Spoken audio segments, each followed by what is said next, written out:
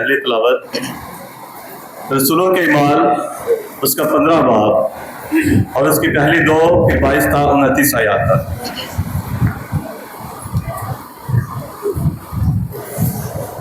اور بعض لوگ یہودیہ سے آ کر بھائیوں کو تعلیم دینے لگے کہ اگر موسیٰ کی سنت کے موافق تمہارا ختنہ نہ ہو تو تم نجات نہیں پا سکتے۔ پس جب پولس اور برناباس کی ان سے بڑی تکرار اور بحث ہوئی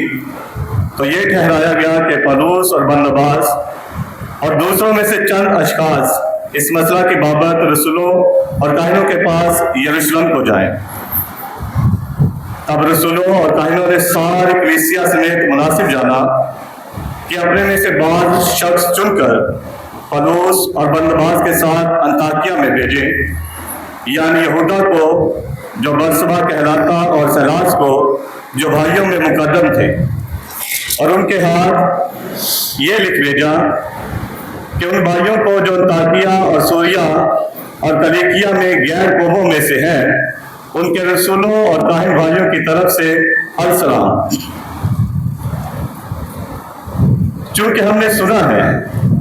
کہ ہم میں سے بعض نے جنہیں ہم نے حکم نہیں دیا تھا جا کر تمہیں اپنی باتوں سے گھبرا دیا ہے اور تمہارے دلوں کو پریشان کیا ہے،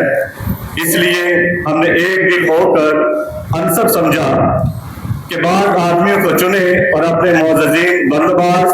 اور پولس کے ہمراہ تمہارے پاس بھیجیں۔ یہ دونوں ایسے آدمی ہیں جنہوں نے اپنی جانیں ہمارے خدا یسوع مسیح کے نام پر نثار کر رکھی ہیں۔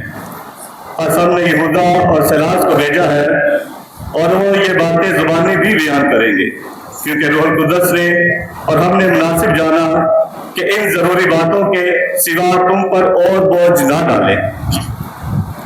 کہ تم بتوں کے چڑھاووں اور لہو اور گلا گھونٹے ہوئے جانوروں اور حرام کاری سے پرہیز کرو۔